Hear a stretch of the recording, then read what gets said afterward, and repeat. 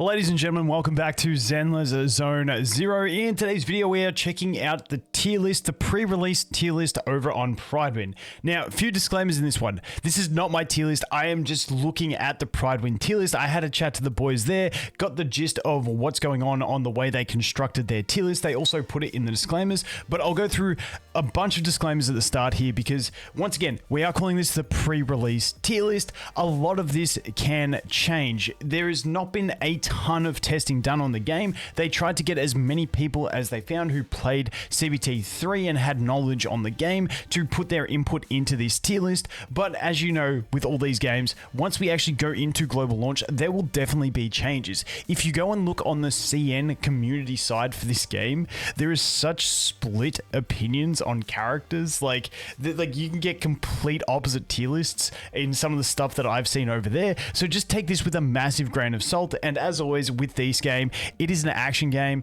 I feel like playstyle is the most important thing for people when you are looking to characters, but you know, that's disclaimers out of the way. Now, once again, when they go about this tier list and they go through all the stuff, they do go into that it is a very team focused. A lot of characters will have specific things where they need to be paired with characters of the same element or faction to gain buffs. For instance here, when Ellen deals ice damage, subsequent ice damage increased by 3% in 10 seconds. When another character in your squad shares the same attribute or faction.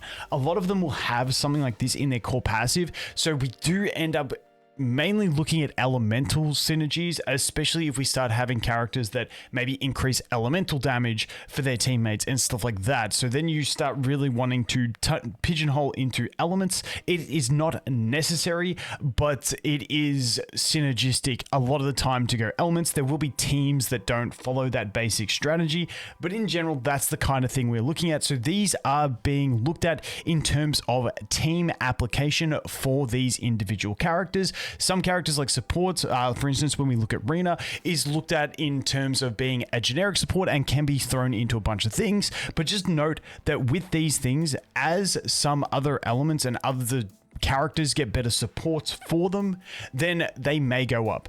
For instance, when we get the second banner character, who I hate saying her name because I always butcher it, but when she comes in, then Nicole is going to get a buff because Nicole will finally have a team to go in and stuff like that. So just keep that in mind. This is all considering team formations and stuff like that. It is a very important thing. Once again, take it with a massive grain of salt because things can change. But let's go through the basics of this tier list and some placements. Now, the one thing, the common trend that I've seen across everything I've looked at on CN, global, across the board, is that Ellen is kind of seen as the best damage dealer. That's pretty much it. And also, there's been a few ones where I've seen people don't like Lycan, like Kaon, dude. I'm just going to call him Lycan. I've seen a few people not like him, but in general, he's widely seen as the best stunner. Now, that's the other thing. We have a DPS, stun, and support. Stun is kind of like, for those that have played Honkai Star Rail, it's the easiest one for me to translate to. It's kind of like a breaker. It's not exactly the same. It's more like you generate up a bar on the enemy, and then once you get them fully maxed in that bar, then they go into like the quote-unquote, I like to call it break mode, and then you can deal more damage to them during that window. Now, stunners in general are gonna stun them faster, essentially, is what we're looking at. And that's what stunners are in specialty.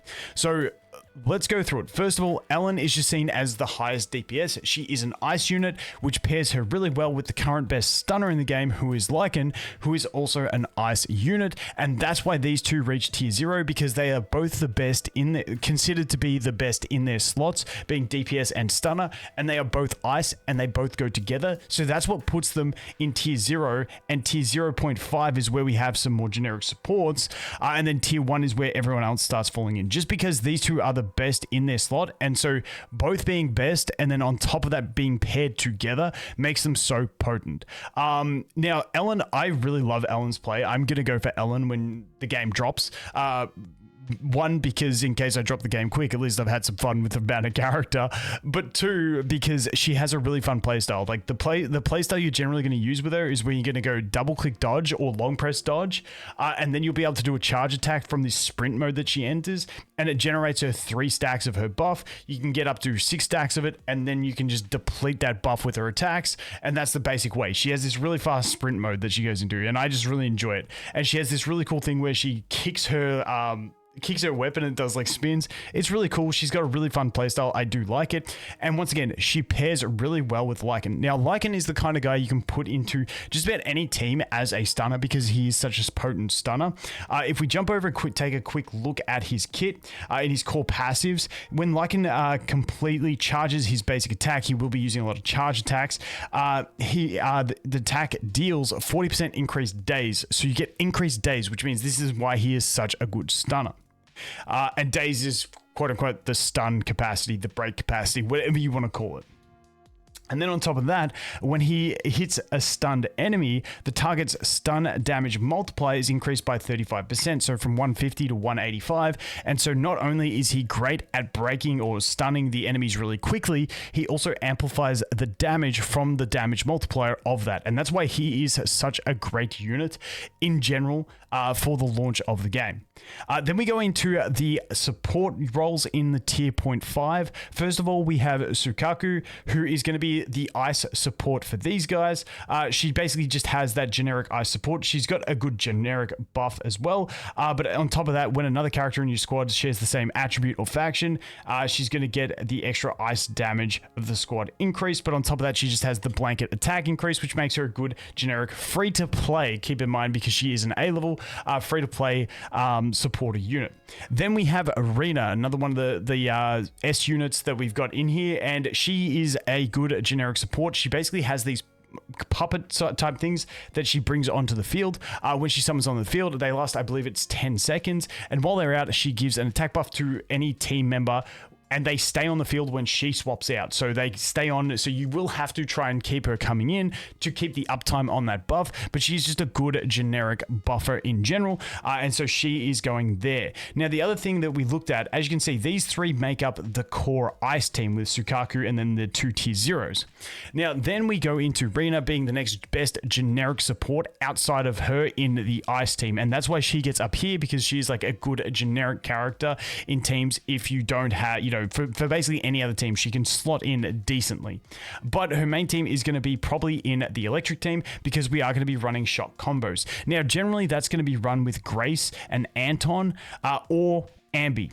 The thing with this is, and why Grace is lower and she may eventually go up, is that, we don't have that final really good unit for the shock team. So that's where you end up going to use one of your A-level ones to fill in that final slot. So maybe Grace, we may see her go up in the future because she is an anomaly. Now, anomalies in this game are like the elemental, I don't want to say reactions, but it's like every element has an anomaly that you stack, and Electra is damage. With the ice, you can get freeze effects, but essentially she's going to be really good at stacking those, the electric anomaly, which is fantastic. And she's got a really comfortable playstyle where you basically just spam her basic and then spam her skill. It's a bit more complicated than that, but she does have a really comfortable feeling, basically combo essentially. So she works really well. Now, once again, she will be part of that electric team. Now, if we go on to Nekomata, now she's an interesting one, because if we go over here and we filter by physical, you can see that they've just slapped physical with 3 DPS.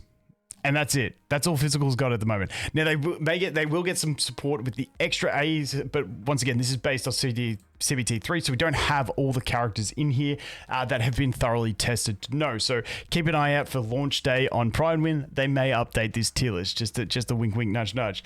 But let's keep going on here. So she kind of falls into this position where she could definitely go up if she had more supports that synergized super well with her, being stunners and supports that synergize super well, but she doesn't have those at the moment. The other thing with her is she is very, very dependent on like dodging, so she gets damage amplification when she does a perfect dodge. dodge and then goes into attacking. And for me, that is not a playstyle I personally enjoy, but just something to note as well. Then we move on to the interesting one, which is kind of looking at the fire team core. Now, Soldier 11 is a standalone type unit, but when we look at her passives, if we go down here and we go to the core, you can see you want the character in this shares the same attribute or faction. Soldier 11 deals 10% more fire damage, so we do want to be proccing this. So typically, the kind of team you're probably going to look at with her is going to be her with Khalida as the stunner, and then Khalida has a actual combo attack where in her basic attack set, she has, if that Ben is in her team, they will do combo attacks. So Ben has the crit buffing and the shielding, and he kind of operates as like the support in that team. So that team would end up looking like Soldier 11, Khalida, and Ben, but that team is a bit... For me, I think it's going to get outscaled, and Khalida's really cool the way she has that combo with Ben, but I also can see, and this is just my prediction, that she will fall out because she is tied to Ben, and Ben is only an A level who will get, crept faster. So I feel like eventually she's going to fall out, but at the start, it's a pretty cool combo, and I really do like it, and you can get some really crazy stun going on with these two, so it's not a bad combo, but once again, I do think that will eventually fall off, but at the moment, that's what we're looking at in the core fire team.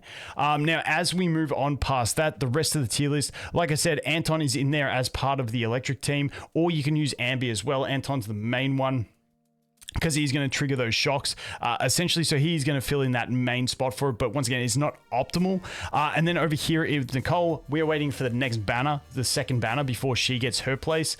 Essentially, otherwise, she's just like a splashable unit if you want to play around with her. She does have a generic shred, but it's not big enough to make it like you're replacing anyone else in those teams. So that is Nicole, and then finally, we have Billy, who is my favorite character in the game, and Corin, and these two, once again, fall into that category of being physical without much physical, like support or stun in the game at the moment. And once again, you don't have to play full mono, but that's the basic core structure that we are looking at the moment. And then we've just simply got Nekomata, who is a general better damage dealer at the moment. So that covers all the characters in the tier list. Once again, I am not the most versed with this game. I had a chat to the boys, figured out what they were looking at with this one, but once again, take it with a massive grain of salt, because this stuff can change over time, and probably will change over time. And like I said, over in the CN side, you can get a bunch of different opinions based on it, but that is a generic look in general. Like I said, at the moment, we're looking at the ice comp being so strong because we got the best damage dealer and the best stunner, both being the same element and synergizing really well together.